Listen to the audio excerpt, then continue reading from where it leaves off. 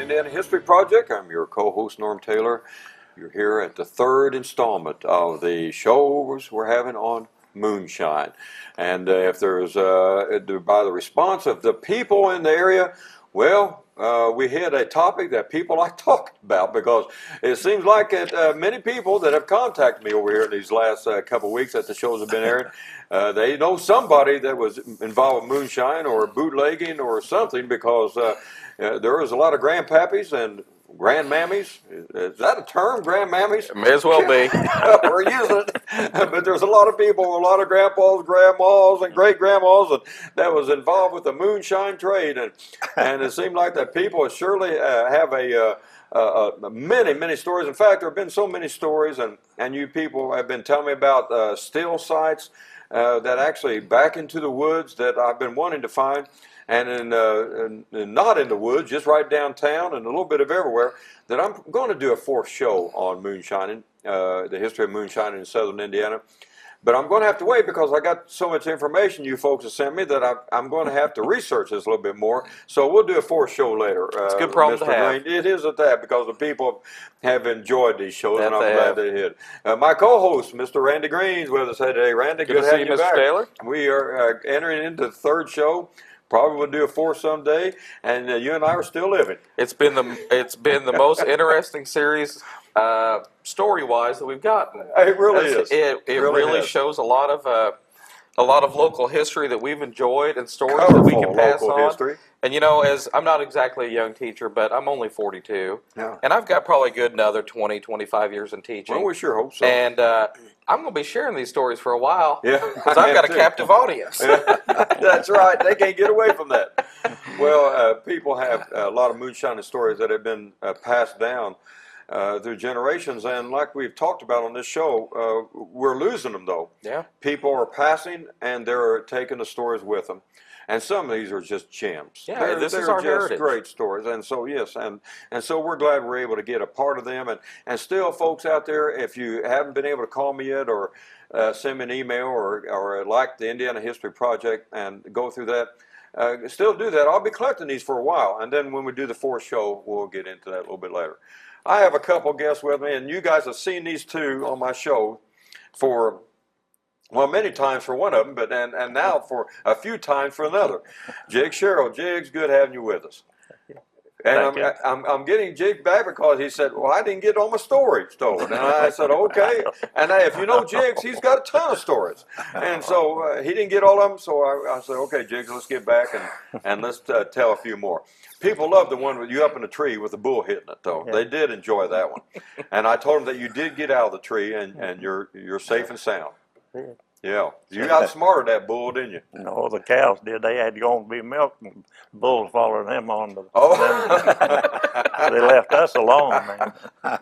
All right. Well, I was trying to give you some credit here, being smarter than the bull. No, Jason, you took that away from it. Thank you, that we were. Okay. We were down up the tree and couldn't do nothing about it. Up the tree, I've heard you up the creek without a paddle, but you were up the tree without any way down, weren't you? You're right. Without a bottle. Yeah, and my old young buddy, Lee Hutchison. And whenever I see Lee here, I'm thinking, well, we're going to do a veteran show. We're not doing a veteran show today. But Lee is going to talk about another aspect of the moonshine here in just a few minutes. And so, Lee, it's good having you back. Thank you. It always raises my the rating whenever Lee gets on there, because everybody loves Lee. Well, people were looking for stills. Now I'm looking for stills, but I'm looking at it in a different way than what we're going to be talking about tonight. But I'm looking for old still sites. There would be nothing that would thrill me more than to be up there in the woods sometime and run across some old metal and glass, and where a still site would be up there in the woods somewhere. That'll be a treat for me, Randy. Yeah, you'll go with me on that one, won't you? Oh, absolutely. You Okay. know, that's something you feel like an archaeologist in Egypt. You just opened up an unknown tomb right there. I guess that's right. And they're up there. And so we're going to be, and people have given me some leads, so we're going to be going and doing some exploring. Sometimes, though, and people have asked me this, they said, Norm, what would happen if you came upon one by accident? If you're out there mushroom hunting in the woods, or you were hunting, squirrel hunting, or a raccoon, they're looking for the raccoons at night, and then you stumbled upon a still. Well, and sure enough, that did happen. And you could very well have several guns perhaps pointed at you. You didn't even know it. So that did happen. So I did a little research, and I found out that some people, they gave you a sense of what to do if you accidentally came upon a still. If you did, then they recommended in some parts of this state is that you just pick up a piece of firewood and put it on the fire. If you did that, then you were helping them out. You were being a part of the illegal activity, and that was also showing them that you weren't there to squeal on them or you weren't a revenuer, but that kind of gave them an idea that you were okay to be there. Now, I don't think these people stayed around very long, No. but they would pick up a piece of wood and they would put it on the fire. Therefore, they became a part of the illegal activity. And then they went on, but at least they didn't get shot. There were other people looking for the stills, not by accident, but on purpose. These were called the revenuers. Now, one older man that I talked to whenever I was telling him I was doing research on stills and moonshine, he said, "You're not a revenuer, are you?" And I'm not for sure that he wasn't kidding. But I told him I wasn't. I was just doing research on moonshining. But revenuers, they were kind of the detectives, or they became detectives in a sense, because they had to outsmart the moonshiners to get to where they wanted to. Now, what they would like to have done is to catch the moonshiner right there and act with the still. But my reading of that is that it didn't happen like that very often. If it happened, it was very rare because they got away before that. But that's what they would like to have done, caught the moonshiner with the still. But it didn't happen because they skedaddled. They took out. But they had to outsmart the moonshiners, and these moonshiners were pretty smart. They had ways in which they were able to hide in the deepest woods, in the caves. They were able to divert the smoke away. They were able to camouflage. They dug areas out in which they would go into the ground and then they would cover it up. And in fact, I read that a very elaborate place of hiding was in North Carolina, where they made a cemetery. A cemetery. And what they would do is that for the still and for the jugs and for everything else, they dug graves. They made it look like they put tombstones, and it looked like from the air, because the revenuers were searching the ground from the air, that it looked like to them, if you were looking at it from the air, that it was just a cemetery. So they had the tombstones, they had the graves, they manicured, they came and mowed it, and they even put fresh flowers on the graves of the still and the moonshine jugs. And this went on for some time. It was pretty elaborate. They just stumbled upon it by luck, the revenuers did, and found this huge moonshine cemetery. So they went to great lengths at time in order to hide their brew. We was talking about ways in which that they transported it. Boy, we were talking that they would bring it in peach baskets with a covering of peaches on the top, and the moonshine would be underneath. Randy's going to be talking about it in just a few minutes about how they would transport it in cars. Very elaborate schemes. You would come upon sometime a hollow tree or near a hollow tree, you would leave a couple dollars and then go on, and then later on, 15 or 20 minutes later, you'd come back and there would be the jug. You wouldn't even see who brought it, but that was part of the elaborate scheme. So there was all kinds. You'd come and knock sometimes on the door, 3 or 4 knocks. That gave them an idea that this person was there. It was a little thirsty. So there were all different kinds of ways that they were transporting the moonshine. They were delivering it. And so it became very elaborate. Well, the revenuers, again, became detectives. They could even, as I read about some of the revenuers, they could even start to watch the streams for little bits of cornmeal or residue that was floating down the streams from the mash, and they could detect, through their detective skills, they could start seeing that there maybe had been a moonshine still up the creek. So they would watch the water. The taste of the water even could be used. Not only by sight, but of taste. They would scoop up some of the water and they could start tasting of the mash coming down. Yeah. And then even they used a sense of smell. They developed a smelling way of there is that distinct still up the hill. You know, I have friends that, weirdly enough, can always tell if there's alcohol around. I don't know how they do it. Yeah. They're like, well, revenuers they could smell a still up the hill, or even down the hill, I guess at times. Revenuers had some friends at times, though, arrested drunk sometimes, that didn't want to spend too much time in the pokey, would give the secrets of certain stills to get them a little bit better sentence. But there also were competitors. You know, when money was tight, like our friend here, Jiggs, talked about, and a lot of people didn't have the money during the Depression years. Well, if there was some good competition with the Moonshiners around, so sometimes they squealed on each other to get rid of each other. Isn't that right, Jiggs? That happened.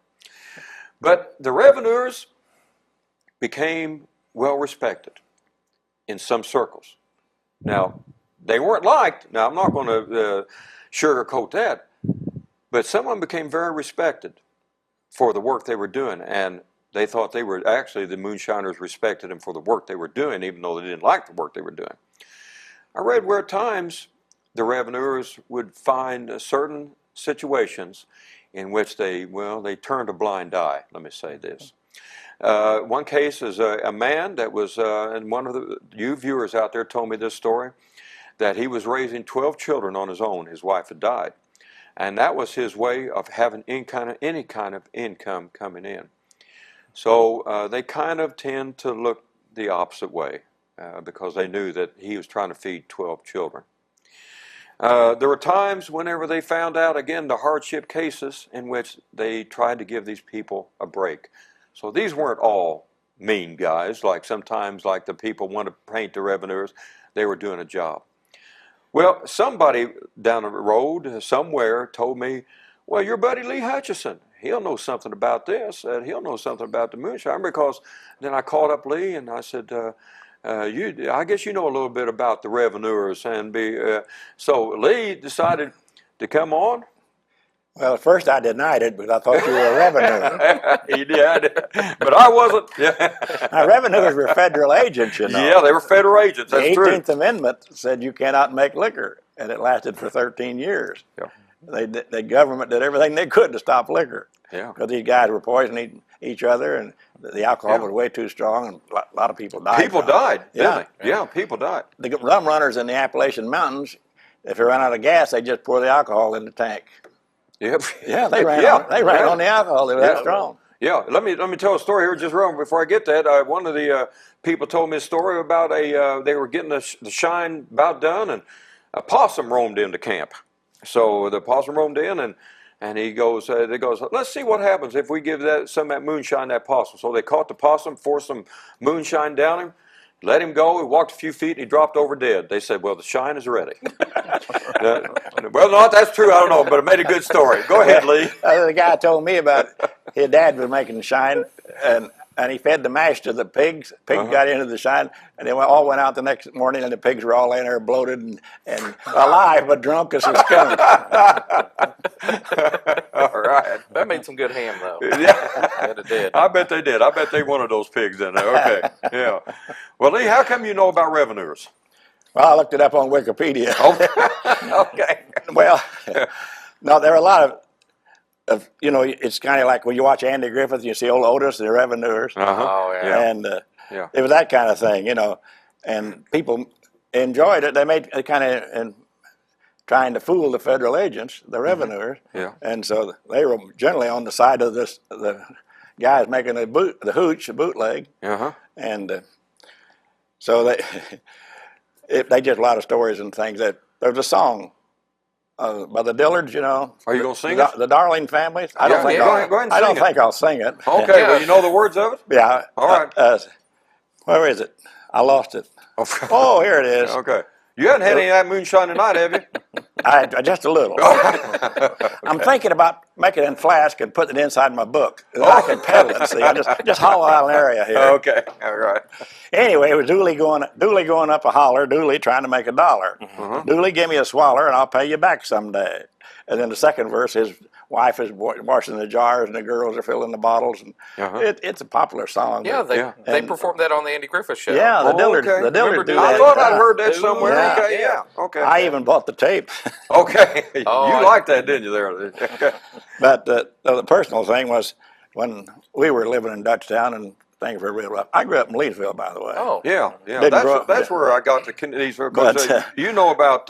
my grandpa was on the side of the revenuers. He didn't like whiskey, and he knew what it would do. And he had seven boys, and he knew he didn't want whiskey around there. Yeah. And it was poisonous in many cases. Yeah. But my dad, early on, was trying to make a little money, and he'd peddle my little baby brother around.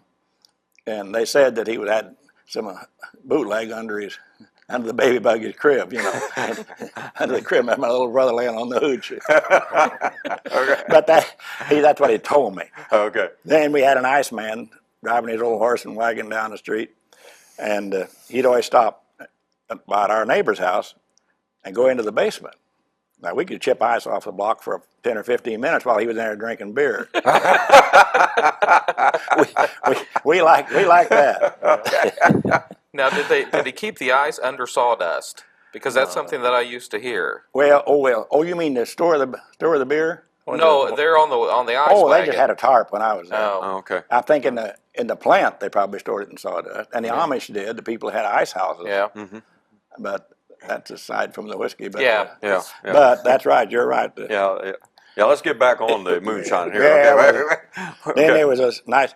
Remember, we had a guest on here from Medora, and he told us about all the bootlegging that went on over there. Yeah, he was 93. Right. Old Doty. Doty, yeah. Doty Hill. And Doty passed here not too long ago, didn't he? Yeah. Doty told us about all the tricks they would do, and one of them was to hide all the barrels of whiskey under the horse manure pile for aging. And it's probably gave another taste too. I don't know. I had the smell. But they're all kinds of hide the smell.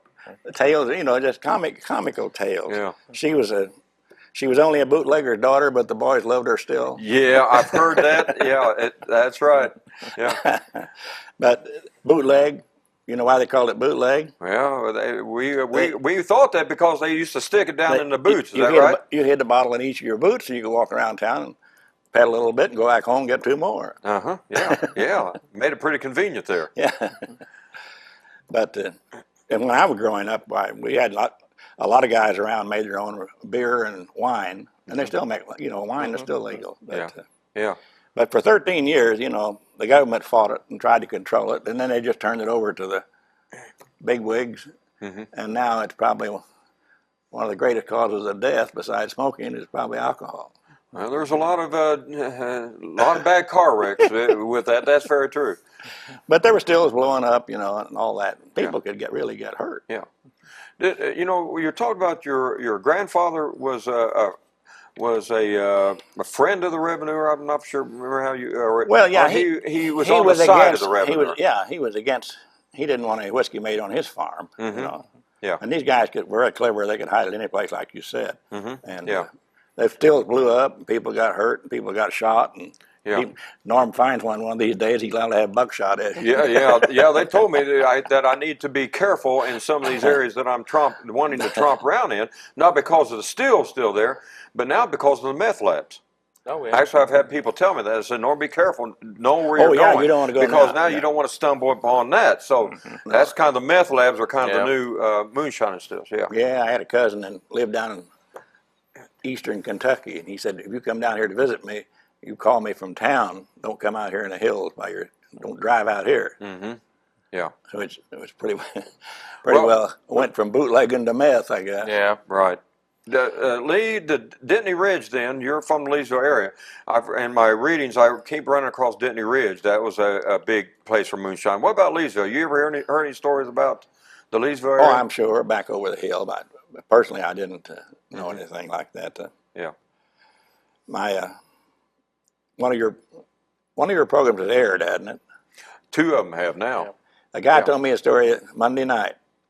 He said they were living over in southern Illinois, they had a still and everything going, and they would run it into East St. Louis. And they got a tip-off. They said, you better quit, they better not be running that in there now because they're watching you. Mm-hmm. So they thought, we'll make a test run. And they put Granddad in the back seat, and he was drunk. But they drove through and sure enough, they got stopped. But they were clean. So they went back home, and old Granddad was drunk with a bottle in his pocket. They came that close. If they'd have searched him, they'd have been in jail. I guess they didn't think he would be drugged. Yeah. But that's Lee, times were hard during the Depression era, and people did count upon it to just supplement or even to provide for them any kind of income. So you were aware of it even back then that this was the case. Oh yeah, well just survival. A nickel was like $1 today, Yeah, or $10. They were saying or 10, and they were selling. Right. They'd sell that stuff for $0.25 and be well off, Mm-hmm. Were the revenuers now? I read somewhere, but I don't remember it is. But I actually read how many revenuers actually were killed. I mean, there were several, and I've seen that number, and I'm sorry, but I don't know it offhand. But there were several that actually were killed during this time. You got out of Indiana and go up to Chicago to Elliott and Ness and all those gangs. Mm-hmm. That was it. Yeah, that whole Elliott and Ness story was. That's revenuers. Elliott and Ness and Indian Untouchables were revenuers. Yeah, they controlled whole areas. You weren't selling your liquor in their area. Guys, and Randy, you bring up a good point. Now, in some gang situations today in Chicago and Los Angeles, New York, and other places, you don't go into certain people have certain gang areas. Cabrini Green, Chicago. Right. Okay. And then you don't wear certain colors in any certain areas and all that. Was it whenever the moonshine was at the peak, let's say in the Depression years or whatever, when there was a lot of steels being run around? Again, I've heard about all the smoke different places when they were all cooking on the same day. Was there an understanding that you didn't go into certain areas? Oh yeah. Yeah, you didn't dare go, or if you suspected somebody making liquor, you better stay away, because they protected it with guns. I mean, you could get a load of buckshot real fast. Yeah, and it was serious business. And they ran it when they ran it out of the Appalachians. These rum runners and these hot rod cars and everything. That was big stuff. Oh yeah. Burt Reynolds made one time, I think, and maybe Elvis did about rum running. Yeah, there have been. Randy's going to talk about that in just a minute. What about that, Jiggs? What about that? About them being pretty protective of their area on that? Well, one area was Chapel Hill area. That's where Al Capone and a lot of them come in there. There was one road in and the same road went out. And there was several revenuers that never come out of there alive. And I talked to people that had lived there, and there were people lived there before them. Yeah. They said there was never any of them stayed around. They knew that when the stranger come in, they just got rid of them. Yeah. But they said Al Capone and a lot of those gangs come right into Chapel Hill and Goat Run. Oh yeah. And spent till the heat got off, and then they got on out of there. Well, they were just vastly outnumbered, and it was hopeless really what they were trying to do.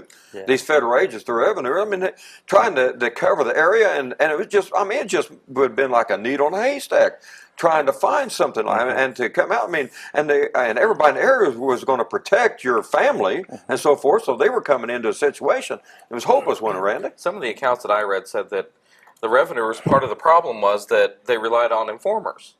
But then sometimes the informers were somebody that was setting up a revenuer in a situation where they would get rid of the revenuer. So they didn't know whether they were being really led to a still or whether they were being led into a trap. So they had to get informers that they felt were safe. So, and they couldn't run down everything. Yeah. But it was a very dangerous thing to even go where you were told there's a still. You had to have a tip or you weren't going to catch them. I mean, think about all of the moonshine that moved that a revenuer never saw. Most of it never got caught. Yeah. I mean, it's like today's marijuana trade. What is it? They catch 1 pound out of 1,000. Yeah, it's something. I mean, it's very small. Yeah. Well, then it was then too. So it was phenomenal odds that they had to fight against. And if they caught someone, it was a huge deal because you just didn't catch many of them. They were too good at what they did. Well, back at that time, another thing that Well, they wouldn't be caught so easy. I know in Bedford, when I was a kid, they had one police car in the city of Bedford. Mm. And one motorcycle. And one Yeah. motorcycle. Don't forget that motorcycle. Mr. Hillenberg drove it until we weaned him of that. But they'd come down Fifth Street, where you could hear that one car. Nobody else in town had a car. Yeah. You could hear it, and Okay. he'd come down Fifth Street to U Street and turn. When he turned, they may be, I could name you half of them, that some of them was on the police force later as they got older, but some of them was 20 at that time. Mm-hmm. And Yeah. that police car would come right down every 30 minutes at 6th and U Street. The police car come from 5th Street down U Street to 6th and U Street. Every 30 minutes. So they knew the time and the route. Yeah. Well, they knew the car, lights. You could hear the only car that was running. Mhm. And these guys were Mr. Hartman, Mr. Box, and some of them old timers, you know. And they was all good. They was good to us kids, you know. Yeah. But we teased them a lot. And I know that they'd have me and a cousin, Horseshoe Washington, sit there on the bread box outside of the grocery store there. Old Elmer Hanson had the store, big old Swede, and probably weighed 3 1/4. And him and Otho Smith was the same size. And I was room and board with Otho's later, but at the time I lived across the street from the store, and I was always over there. Anything I could do to get a piece of candy, Yeah. anything I could sweep or anything. And Otho Smith sent me down to the garage, was down 5 or 6 houses down, second house off the corner of 7th and U Street, to get a inner tube. So I went and got the inner tube, and they said, no, a truck inner tube. So I had to go back, take the car. And the two of them, as big as they were, trying to make girdles. Girdles. Girdles. Girdles. And they'd get on that and get that. And I'd go to laughing, you know, and they'd say, how you little. But it was so, to me yet today. And they said, if you ever tell anybody this, Jake said. And now you're telling it on television. Well, the next day I told everybody that. So that's too late. Okay. that way I got a lot of candy by Yeah. keeping my mouth shut. And if Yeah. they didn't give me a piece of candy, I'd go tell somebody. Jigs But gonna they- have. You still got a few stories. I want to make sure you get them in this time here, Jigs. But Randy, I asked Randy months ago. I said, Randy, there's a NASCAR connection with this, and Randy is the one that enjoys cars. He's the one that he loves used cars, old cars, new cars, No, any not new kind of car. cars. You don't? No, No, I don't new think I ever cars. seen you a new Nope. car. No. But Randy has had. He's had some interesting cars. Well, by my last count, and now granted I'm 42 years old, I got my first car when I was 14. So I've had cars for 28 years now. I am over 250 cars so far. I believe that. Yeah, well over 250. And I remember, Randy, one time when you picked me up, we went out to eat lunch here at school, and you told me you might want to put your feet up, and sure enough, I looked down and I could see the road there. I felt like the Flintstone car, you know, where the Flintstones got out, and they had the pedal. That's the kind of way I felt like. But that was a classic car. But I could do wheelies in that car, so that's what okay. made it a lot of fun. Well, I'm glad you didn't do that with me. Oh, I enjoy the cars, and the older the better. Yeah. And if I literally could walk into a showroom, look at a car, walk right back out. But if I walk into a junkyard and see a 49 Pontiac sitting there, I can spend an hour looking at that. I think I can believe this. Yeah. Randy, they had to have. It got to a place that they had to have fast cars, though, Oh, yeah. to get around. What have you found Well, out about that? What they were talking about was, when you get there around the Great Depression, nobody had a car. So anybody that had a car had an advantage because there's one police car in town and there's no two-way radios. Yeah. So they were left alone. You couldn't. There was no radio, period, Oh. in any police car. Yeah. So That was why they could get away with a lot of things. Yeah, because you couldn't catch them. Mm-hmm. I mean, all you'd have I to do know. is load it in the back and go. Mm-hmm. Well, of course, as the years go by, in '33 when the Prohibition finally ended, the trade kept going because the liquor was cheaper. You didn't have to pay taxes on it. It was unreported income, and by most accounts, it was better alcohol, and it was, by all accounts, it was much stronger. So they started developing cars that were quicker. They would take cars like old Model A's, and they'd put heavier springs in the back. So when you loaded them down, they averaged 700 or 800 pounds worth of alcohol in those things. My goodness. Well, you put 700 or 800 pounds in the back of a Model A, it's going to be sitting on its bumper. Yeah. So they would put bigger springs in it, and that vehicle would only be for that. The only time you would see that car out. Too rough to ride. Yeah, because it was too rough to ride. The only time you'd see it out was when it was loaded down. If it wasn't loaded down and you hit a railroad track, that thing would bounce over 2 lanes of traffic. Okay. I mean, there was no way to drive these things. Well, as the years go by, the trade gets more lucrative. Guys are spending a lot more time and a lot more money. And the big change was in the 1940 Ford Coupe. Now, you guys might remember the businessman's coupe. It had the big window here and the little window here, and it had the big trunk, the 40 Ford Coupes. Oh, yeah. Well, those were businessman's coupes. They didn't have a back seat because that's where the businessmen would put their sample baskets. They would put their suitcases back there when they were traveling around. They'd have all that. Well, you could fill one of those up with 1,000 pounds of alcohol. Ooh. My And goodness. you could drive it cross country. Well, the men that did this, you can go back to Junior Johnson is the most famous one for this. Yeah. Junior Johnson, Which is making moonshine today. He's- Or I mean, not I don't know if he is, but I mean he's Yeah. got the from the old family recipe. right? Yeah. Well, okay. Junior Johnson, he'll tell the story about I was one of the best NASCAR drivers ever. I was there at the birth of it, but I have never been in a faster car than my Moonshine Runner. Because there were no restrictions. He said I could build that car however I wanted. He had cars, 500 cubic inch V8s up front, superchargers on top of that, dual 4-barrel carburetors, and he said we would strip that thing down as light as it could go, put the biggest springs, the toughest tires we could find, and we would go. Now he said, now people think that running the Moonshine was all about 120 miles an hour around a corner. He said, no, you didn't do that unless you got chased. He said the goal was to not get chased. So there were so many 1940 Ford Coupes on the road, it was just another black Ford Coupe. So we used those because of the big trunks, and it was an anonymous vehicle, and it was fast, huge, cavernous engine compartments.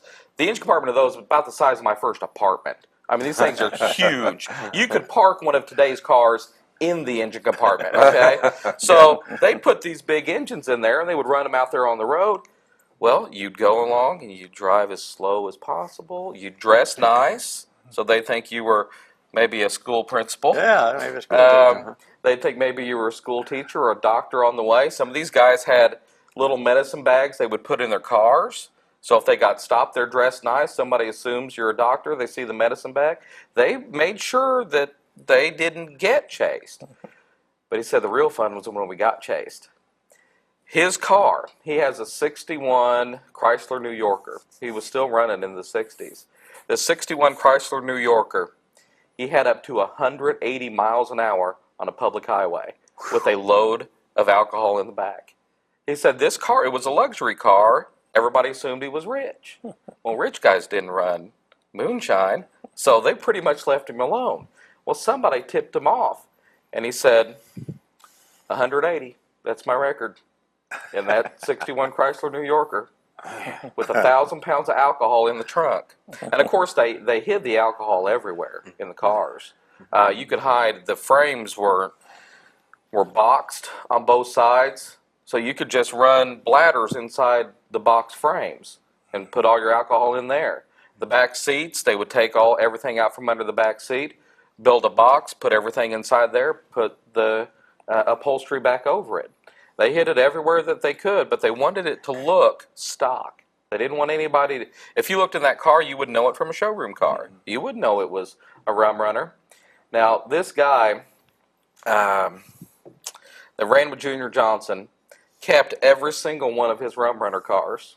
He has 14 1940 Fords that he ran for Moonshine. These aren't replicas. These are his actual Moonshine vehicles. And Junior Johnson still has that 61 Chrysler New Yorker. Is that right? Yes, Yeah. he does. Yeah. And, for these guys, that was making a living. But what I hadn't really realized until we did this show was how long that still went on. Is that well into the 80s, people were still running moonshine. And of course, they're still selling it today. It's just not a big business. Right. But well into the 80s, according to these guys in North Carolina, we were still running moonshine. It was no big deal. I said, but then it wasn't big business. The revenuers had really, well, the federal government had discovered that they were losing money. Yeah, they quit in '33. Yeah. It went for 13 years, from Yeah. 1920 to 1933, and they gave up because they couldn't enforce it. Well, Yeah. they still had people that would, if they caught you, Oh, you yeah. were Oh, in yeah, violation of IRS, your revenue, okay? Well, He said, but nobody cared. that's how They they- weren't going to go after you. They couldn't afford it. What? You're going to spend 1,000 man hours to bust one guy with a mason jar? So he said, it was no big deal. Well, we still ran it. He said, everybody knew where to get it. It was no big deal. And he said, and even today, if you wanted it, you could find it. But at one point, it was getting that bad reputation because people would die.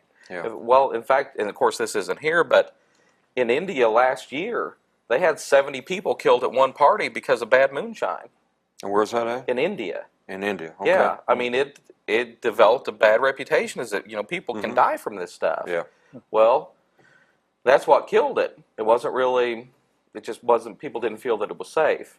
But he said that once he started racing NASCAR, he said that felt tame compared to moonshine. And that felt tame because the cars weren't near as fast. So the connection of NASCAR, Randy, was there actually a connection with NASCAR and moonshine? It is a direct connection. Okay. What these guys would do is they would always argue about who had the fastest car. So these guys would go out in the big fields and they would run around in circles trying to get, see who the fastest car was. Well, the promoters would see this going on and they'd see crowds coming out there to watch it and they'd say, we could make some money on this. So they put those stock cars with those drivers out on the track. I found posters where they would say, come see the stock cars, come see the Moonshiners racing Saturday night.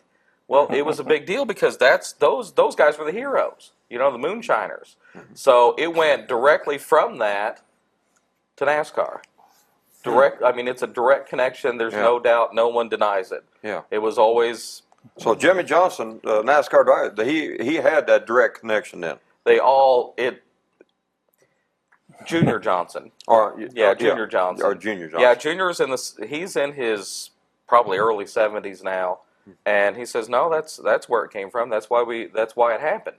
Is that they saw us running out there in those fields and thought, boy, we can make some money on this. They didn't know how much money. I guess they figured the money was in the NASCAR, not the whiskey. Yeah, yeah. Randy, I've read where some of these cars, they are now highly sought after collector's items. In fact, these that have been modified to carry the moonshine, that if you actually have one of these 1944 vintage, you've got a pretty expensive car there, right? Well, it can be. It depends on if it has any history. It depends on if they know something about it. There was one that I found just probably this last weekend. There was a 1940 Plymouth, which was very similar in size and shape, that in place of the back seat was a hidden 50-gallon tank. And they said, we're not claiming this is an actual moonshine vehicle and there will be no moonshine included. But we believe this was an original moonshine car. Well, I can see why they would think that. And the price tag was very high. And this thing was, it looks like something I'd drive, Norm. That's how bad it was. Is that right? Yeah, it was pretty bad. And they couldn't even really to prove exactly that it was, but it sure was pointing that direction. Oh, yeah. And this, there's a lot of people out there that would pay very good money for something like that. Yeah. And they would love to restore it. Make it look like one of those and take it to car shows and, have some little XXX jugs sitting out next to it and people get to tell the stories. And, and I understand down in North Carolina there is actually, they've been restored automobiles like you're talking about in place of that as museum pieces now, that type of thing. Peterson Automotive Museum used to have one in California, used to have one of Junior Johnson's cars, one of his moonshine cars. Oh, is that right? And they had it was some display that was about the 1940s. And it showed had one of Junior Johnson's cars there, and had some pictures of the moonshine stills. And I mean, it's part of history. It's who America is. It's just a part of it. It's fascinating. Yeah, it is. It really is. That's interesting, Randy.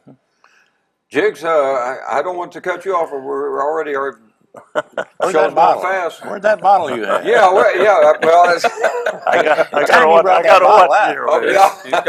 that's no okay. No, Jiggs doesn't have a bottle. Jiggs, there were some stories that you didn't get a chance to tell last night. Well, there's one thing he got on these old Model A's. Yeah. We would usually, 2 or 3 of us, we was 13 to 15, wasn't old enough to drive, but you could buy them for $35 or $40 all day long. Huh. If you had rubber on, it cost you about 65 to 85. And none of them had heaters or anything, so we would load that up. If you didn't, they was pretty rough, but you could get 4 couples in one car, and they was pretty smooth down. And if it was real cold and the 3 and 4 couples didn't keep it warm, well, you used kerosene lantern. That was your heater. In the car, a kerosene lantern. Yeah, I I don't remember think one I ever time- heard that one before. I remember we was going out your part of the country, out to Tunnelton Road, and I had the preacher's daughter there at Booty, and we pulled up, and her mother had told me, said, "Now, Jake, she wanted you to take her to the midnight show. You make sure you bring her home so she'd be in church in the morning." Well, they was right. She said, "Hey, go on home if you want to. I'm going to stay till the midnight show." So anyway, we went to take her home in the Model A. Model A got right in front of her house. There wasn't a light on in Booty. And I took her to the back door, and she opened the screen and went to kiss her, and the horn stuck on that Model A out. And every light in Booty was on the thing. So we took off down, and we went through the devil's backbone. Just as fast as that thing would go, and the horn was blowing all the time. So we stopped, and we had a flashlight, and Chester Smith, Otho's boy, was the one that was driving, and he said, he went tracing the wires out, and I had the flashlight, and he said, "Here," said, "take this wire, pull this wire." I pulled the wire, that took the lights too. So we went back, going back toward Bedford. Well, I know you know the lady, so I better not mention her. Sure. She's dead now too. But anyway, I was there on that headlight. I was a hood ornament from the devil's backbone, and we got right up there at the. Oh, you had the flashlight. You were up there on the hood. Yeah, yeah. You couldn't see nothing on either side of the road. Nobody had any night lights or anything. We got right there, going around the corner before you got to the airport on the left, and our room and boarded Otho's father-in-law, Chester. Yeah. His grandpa. And I said, hold off, Chester, stop this thing. And he stopped and said, "What happened?" I took the flashlight and over and gave it to the girl that was sitting in the car with him. I said, "You try this hood ornament the rest of the way down." So every time I seen this lady till she died, and You told me, Jiggs, that I asked her if her batteries were still holding up pretty good. okay, back to moonshine. You told me one time that this would be like toward Ingalls. I think I heard you say Stone. There was like 4 or 5 in that area. Can you tell us a little bit about that? Yeah, I know. I can name the men that had them. Well, I'm not. They're all dead. Have been. Yeah, and so there were 4 or 5 places in between, just in that area. Between the Ingalls Stone Company, that's 8th and U Street. Okay. And 5th Street. If you went 5th Street and looked at Ingalls Mill, there was not one car but one car on that whole blocks. Only one man that had a car old enough. He's been dead for 50 years. His name was Jake Epic. And he'd buy elderberry, anything we had to sell that would make booze, you know. Wow. Peaches, anything. Crab apples. And before you got to Ingalls Mill, there was another one. There was 2, one on V Street and one on W Street. And the one on W Street, all these people ended up pretty rich people later on, you know. Yeah. Because they had a job when nobody else had. Yeah, they made money to invest. They would, the one on closest to the mill there on V Street, his boys was in sports at Bedford, real heavy, but he would pay us. Well, they didn't want none of these here fruit jars. They wanted the old whiskey bottles and beer bottles, and that they would pay us in candy. Every bottle that we could bring them, we didn't get no booze or nothing, but they give us some kind of candy. They want to keep you sober so you'd be working. But we just went up and down the alleys looking for something, anything. Yeah, bottles, yeah. They didn't care. They could buy ball mates and fruit jars all they wanted, but they wanted something that was more a half pint or pint that'd fit in your boot or whatever, you know. Yeah. But I see these people yet today and their kids, and we made the best of it. It's all you could do. Yeah, there was people from all walks of life that did this. This wasn't confined to any one social strata. You mentioned, Everybody did Yeah. this in one form or another. It wasn't illegal to make your own if you just kept it. Yeah. So everybody had it. everyone in that neighborhood made home brew. I never heard of anybody in our family selling it. They drunk at the pinochle games. Yeah. Yeah. Double pinochle, and Yeah. us kids that sit there and go to sleep on the floor. When are they ever going home? You know, but Back in your histories, do you remember? Did they have territories like they did in Chicago? You know, where the gangs had territories and we had here in Bedford certain streets, certain territories, and they also agreed on the prices. Mm-hmm. And Interesting. they would divide it up. It was a business, a small business, or go to Chicago and get in a big business, or go to North Carolina and get in a really big business. So Yeah. they would agree to the price. You mean that they would all say, okay, we're not Yeah, going you to can't undercut each us. other? You can't undercut us. You kept this territory, and that's what all the gang wars in Chicago were about. Yeah, that's Back right. in The Bud Ness's Malone, day. Al Capone Yeah. type of thing. Yeah. Then they had to get people to water them down and use anything, you know. Yeah. One guy, they said one guy was shipping from South America, and he'd haul in bootleg whiskey, and he guaranteed it wasn't watered down. So he was selling the real McCoy, and that's where that statement's supposed to have come real from. McCoy. Oh, This is yeah. the real McCoy. Is It's that not right? watered down. Yeah. Oh, Yeah. I know that one time that my stepdad, he made an awful strong brew. I don't know that it was always just home brew or what. Below Chase Ripples on the White River. Oh, yeah? They had a cabin right on the county line. Sheriff from one county couldn't touch you, so they knowed which side to be on the fence, you know. And we would stay there in the summertime, and you dug mussel shells. You done anything to try to make a nickel. And anyway, he was deliver a quart, and instead he took a half a gallon, he told me later, to this farmer, and he didn't have no children, the farmer, just him and his wife, and she wouldn't hardly let him out of her sight. And he told her that he was going to go down to the fence line with his scythe and clean the fence row along down to the river, and he was meeting my stepdad down there. And they got to drinking their booze, and both of them had passed out. My stepdad got in the boat, and my mom and a cousin of mine, Louis Lance's wife, they're all dead now. But they just happened to be out there when the boat come down the river, or he'd no telling how far he'd went. You know? but the old man that lived there, he took the half a gallon instead of the quart. And the next day they couldn't find him anywhere, and he cut down 5 acres. No, they said 10 acres of his corn instead of the weeds. Okay. I can go to the house right now where that happened. Oh my goodness. It was so many things that happened like that all the time. I know my biggest money making deal I ever had was the old Ferguson store. That's the only store there was in town back then. And you could go in there and buy pop for a nickel, but you could get 6 for 18.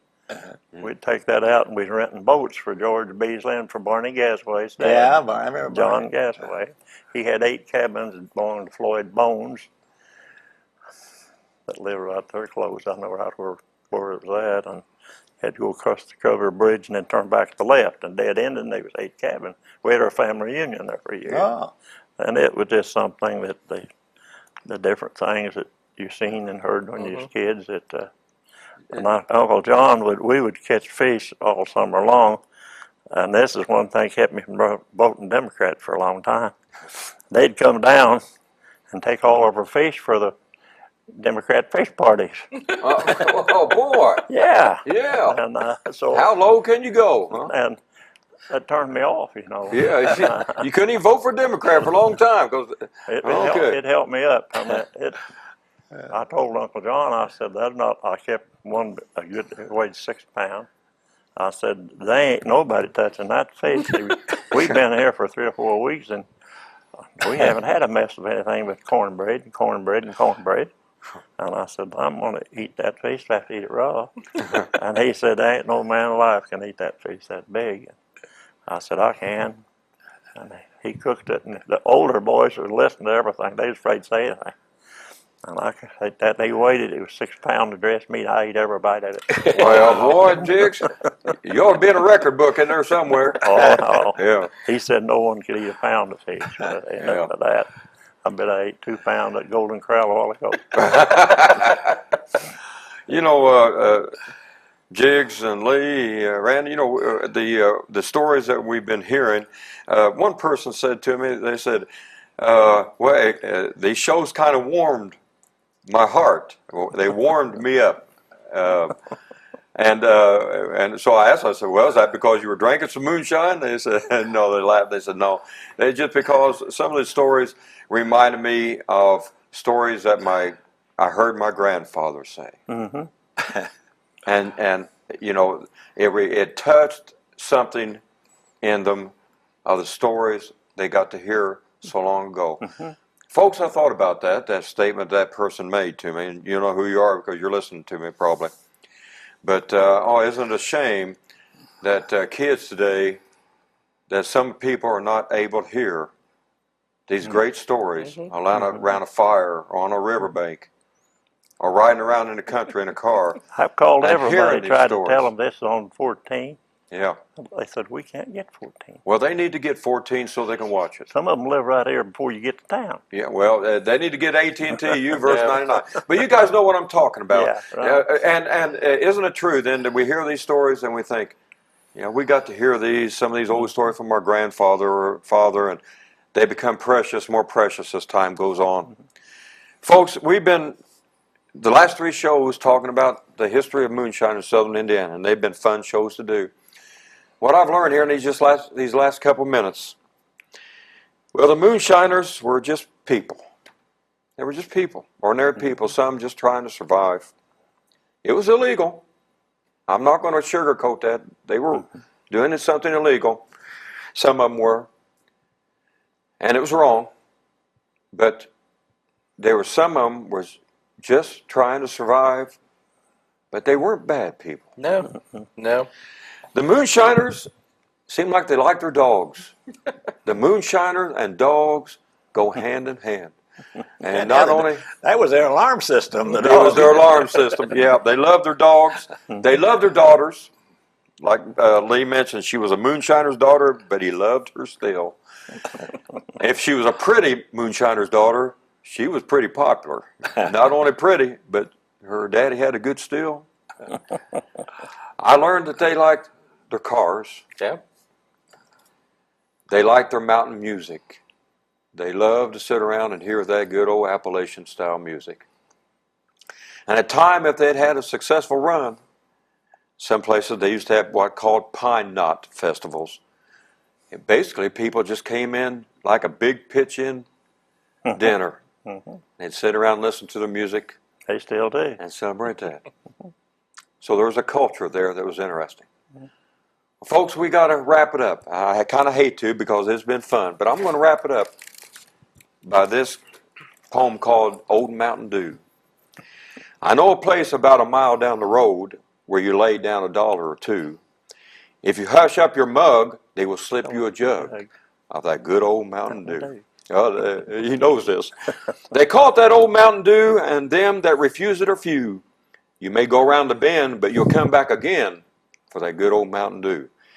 What can compare with the fragrance so rare which your nostrils detect from the flue? So you pucker your lips to take a few sips of that good old Mountain Dew. High on a hill there's a secluded still, and it's run by a hard-working crew. You can tell very well as you sniff or smell it's that good old Mountain Dew. My brother Paul, he's a tiny and small, and he measures about 4'2", but he thinks he's a giant when they give him a pint of that good old Mountain Dew. Right. Old Parson Brown was feeling low down because his wife had a case of the flu. So we told him the cure, which would fix her for sure, is that good old Mountain Dew. Speak, if you will, against that still on the hill. We'll agree that your words may be true. And in fact, there's no doubt you can well do without this here good old Mountain Dew. Miss Jane McComb tried a brand new perfume. It had, oh, such a sweet-smelling pew. Was that lady surprised when it was analyzed It was a good old Mountain Dew. Thank you for watching the Indiana History Project. Thank you to my guests and my host, Randy. It's been a great show, guys. We'll see you soon.